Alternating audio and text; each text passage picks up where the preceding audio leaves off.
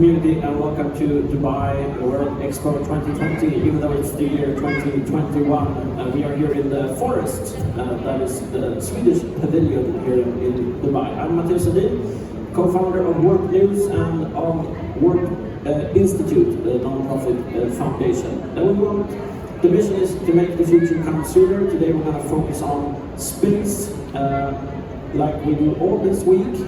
And you are? I'm Caroline Olsson, and I work a bit with space startups, but I'm also involved in work. And it's been an incredible week for us here, because the entire Expo has space and sustainability as a focus. And obviously this is something that is very close to our hearts. And what are we going to be learning about today? Have you heard about the internet? I'm familiar. Yes? Okay. Awesome. Yeah, we're going to talk about the internet, but a lot of people, we're going to dive into those numbers, but a lot of people are not connected to the internet. A lot of people are, but a lot of people still aren't. A lot more people than most people think are actually living in areas where internet is not a part of the normal infrastructure. Yeah, but there's a solution to that problem. Like for every problem, there's a solution that's actually going on now very rapidly, almost in front of our eyes. At least if you look up into the sky, we're going to talk about Starlink and other global satellite internet that is starting to be built out now at a rapid pace. And satellite internet is not completely new, right? It has been around for a while, but it's been quite problematic. It hasn't been working very well. It's been very slow. And when you think about it, the fact that we're using satellites pretty far up in the sky, it's easy to understand why this hasn't been a perfect solution so far. But things are really changing. Yeah. So first, let's look at the situation right now. How many people that are connected to the internet and who's not? Well, if you look at it here, you understand that what it means that half the population is not connected. And you see a bit different numbers, but this of course affects different countries differently and also different people differently. And especially children are a group of people that have not been able to connect to the internet. And you don't need to be a scientist to understand the possibilities of having an easier connection for children and all the information that is out there. Yeah, so about 4 billion people are connected to the internet. That's pretty impressive, since we've only had the internet since the 1990s, and the growth has been tremendous and still is. But that means that half of the world's population, another 4 billion people, have not access to internet. Imagine, just think for a few seconds, imagine that you didn't have any access to internet, or very spotty access, maybe once in a while you can access the internet. Imagine that situation. Imagine getting rid of all the information, all the tools you can use through the internet. And that's the situation for almost 4 billion people. And it will certainly affect everything in your life, not only your education and your work, but also everyday life, like ordering things and making sure that you provide the best possible way for yourself and for your family. But this is soon over, this problem, at least for most parts of the world. And it's because of this, Starlink, but also other global satellite internet. Tell us a little bit what's happening here. Well, it's really interesting, because what's happening right now is that there's a lot of private space companies that are investing in this. And obviously the vision being, as you see here, a global connection. So basically what they're doing is that they're shooting up smaller satellites that can form sort of a net and connect to each other. And that way, anywhere on Earth, you can have access to this. And one of the people in the forefront, the companies in the forefront, are of course the company SpaceX behind Starlink. Because you can already try that out. Like, there's actual people that are connected to Starlink right now as we speak. Yeah, one of our colleagues in work, Rich Miller, he has a Starlink, and there's like 1 million beta testers right now. And they launched, what is it, about 1,500 satellites or something like that already. They're going to launch tens of thousands of satellites, just SpaceX. And then we have Amazon coming with a big project. We have OneWeb, and then they're not going to launch thousands of satellites, but maybe up to 1,000 satellites. So we're sort of in the middle of a space race as far as this industry goes. It's not a question of if we're going to be connected globally, it's when.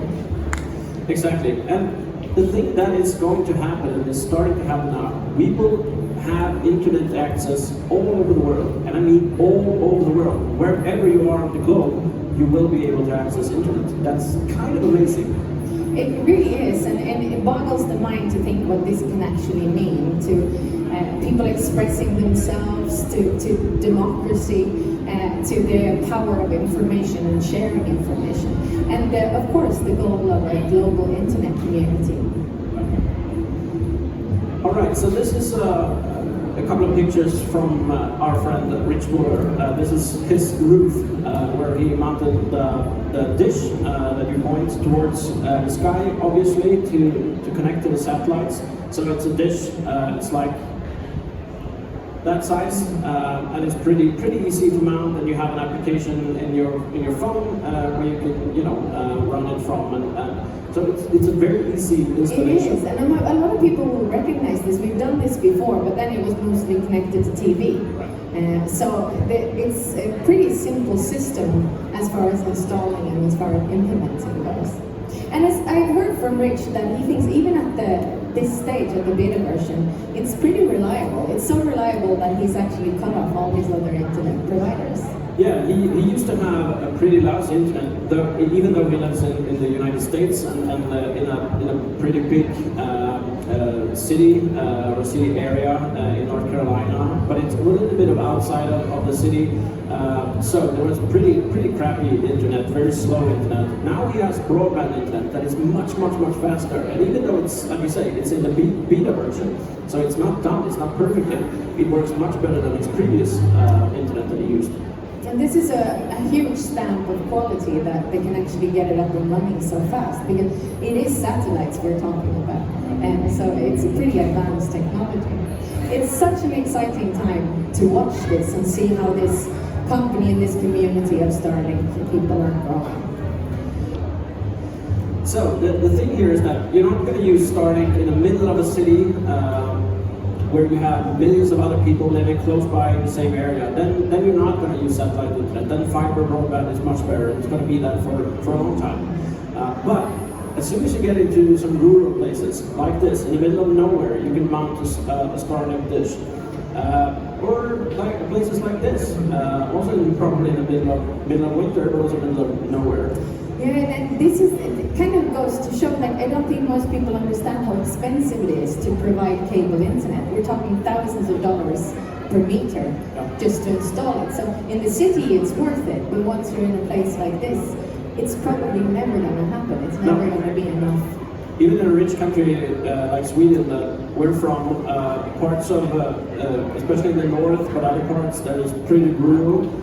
Even though the government has spent many millions of dollars or billions of dollars extending broadband and fiber cable, it's still not enough. A house far away, it's very expensive to do that. But now they can get a Starlink, you can live in a tent in the middle of the desert. And you can even bring it on holidays. Yeah, exactly. So it's kind of amazing when you think about it, that we will be able to connect everywhere. Every square centimeter on the globe, we will be able to connect. Not just any internet, not just spotty internet, broadband, fast broadband internet.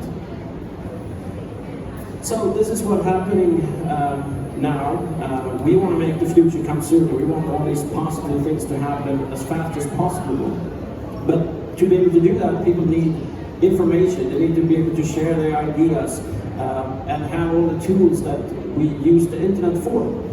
And now that is not available for 4 billion people, but with satellite internet, we're going to connect all of humanity together. And for the first time, all of humanity will be connected. All of humanity will be connected. Really hope that you choose to be a part of this journey, because I think the opportunities are absolutely endless. And you can read more about Starlink and global satellite internet on worldnews.org, where we also produce other fact-based optimistic news about technology, science, and human progress. So welcome to join us there. So this is all for us today, on site in Dubai at the Space Suite on the Expo. And we're looking forward to seeing you again very soon. Thank you. See you. Thank you. Thank you.